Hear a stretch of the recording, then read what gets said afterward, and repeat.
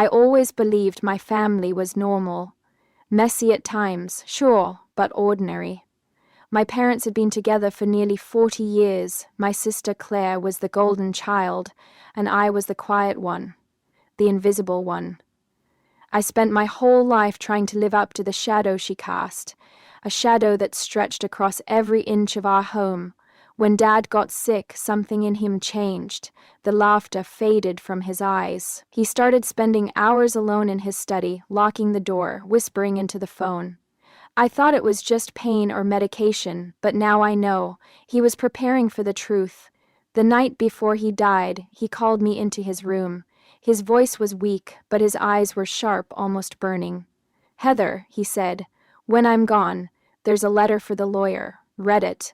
And no matter what happens, don't trust your mother." I froze, had day and night. The woman who had cared for him day and night, the one who made everyone believe she was some saint of patience and grace? He must have been confused. He was dying. But when the will was read, the air in that lawyer's office turned electric. My mother sat straight, backed in her black dress, eyes cold, perfectly dry. Claire was beside her, handkerchief in hand, pretending to cry. And me? I sat in the corner, trying to keep my heart from breaking. Then the lawyer cleared his throat. In addition to his financial bequests, Mr. Wallace requested one final condition before the estate is distributed.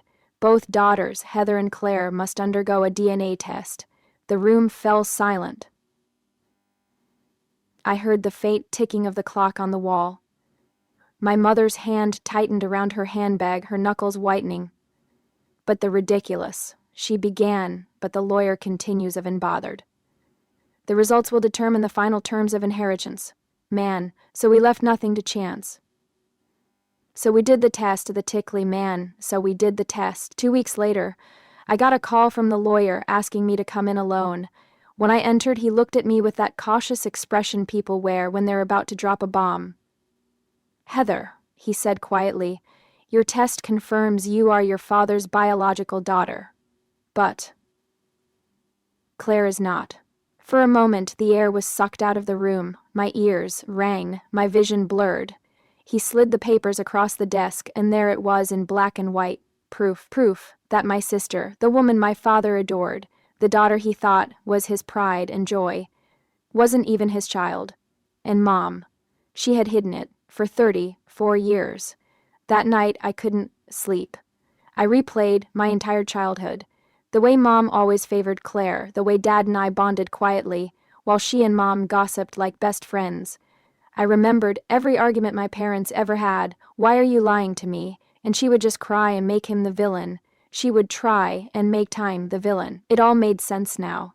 The next day, I went to the house. Mom was sitting in the kitchen, drinking coffee like it was any other morning. Claire was with her, scrolling through her phone, completely unaware that her whole world was about to collapse. I dropped the folder on the table. "You might want to read this." Mom glanced at it, and for a split second I saw it, with that flicker of recognition, of fear. Then she masked it with "He'd seemed worn my calm, she'd worn my entire life. What's this about?" "It's the DNA results," I said, voice trembling but steadying with every word. "Claire's not Dad's daughter." Claire laughed nervously. "What are you talking about?" "Don't," I said sharply, slamming my hand on the table. "Don't pretend you don't know something was off." He knew, Mom. He made sure the truth would come out. The silence stretched, thick as smoke. Then Mom finally spoke, her tone soft but venomous. "You don't understand what it was like back then. Your father and I were struggling. I made a mistake." I spat. "You lived a lie for 34 years. You let him die thinking he wasn't enough." Her mask cracked. "If he hadn't been so cold, so obsessed with perfection, maybe I wouldn't have needed." I cut her off. "Needed what? Another man?" Claire stood up, her face pale. "Mom, what is she saying?" Mom turned to her, eyes glistening. "You're still my daughter. That's all that matters." Claire shook her head, stepping back. "Who's my father?" Mom didn't answer. I saw the truth ripple across Claire's face, the same way it had torn through me hours earlier. She ran upstairs, slamming the door. Mom just sat there, staring into her coffee, her reflection rippling in the dark liquid. But I wasn't finished. Dad's will had left everything to his rightful heirs. That meant me. Every property, every account, every share. I could have walked away with it all. But I didn't. Not yet. I wanted her to feel what she had made him feel. So I played my part. I pretended to be uncertain, sympathetic even. I told her I'd consider splitting the inheritance, that I needed time.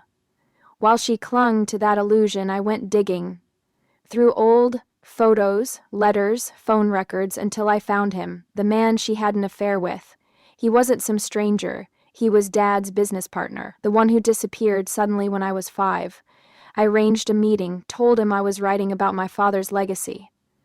He didn't recognize me at first, but when I said my last name, his face went white. "You're Heather," he whispered. "Yes," I said. "And I know everything." He begged me to keep it quiet. He said it was ancient history, that he regretted it every day. But as I looked into his eyes, he was something else, cowardice. He wasn't sorry. He was scary. I recorded it as outer. He rather sorry. I recorded every word, every confession. And then I sent it, anonymously, to Claire. The explosion that followed was nuclear. Claire confronted Mom. The neighbors heard the screaming. Mom's perfect facade shattered in front of everyone she'd ever fooled. The next morning, I showed up at the house again. She was sitting on the porch, mascara streaked, staring into nothing. "You ruined this family," she said when she saw me. I laughed, a bitter, broken laugh I didn't know I was capable of. "No, Mom, you did. I just made sure everyone saw it." She stood up, trembling. "You think this makes you better than me?" "No," I said quietly. "It just makes me free." I turned and walked away, leaving her standing there in the wreckage of her lies. A week later, I finalized the inheritance. I didn't take everything.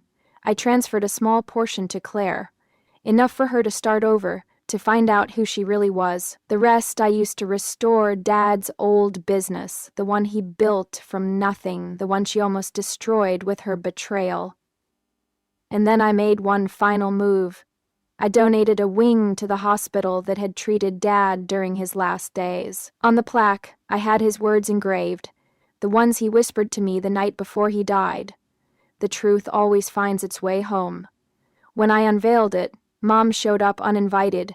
She stood there, staring at the words, trembling. I didn't speak to her. I didn't need to. She finally understood what it felt like to live under the shadow of truth, the way Dad had lived under her lies. She left town 2 months later. No one's heard from her since. Claire and I speak sometimes, cautiously, rebuilding something fragile and real. But sometimes, late at night, I still hear his voice, the echo of his calm, steady warning. "Don't trust your mother." He knew. He always knew. And in the end, I didn't need to destroy her. I just had to let the truth do it for me.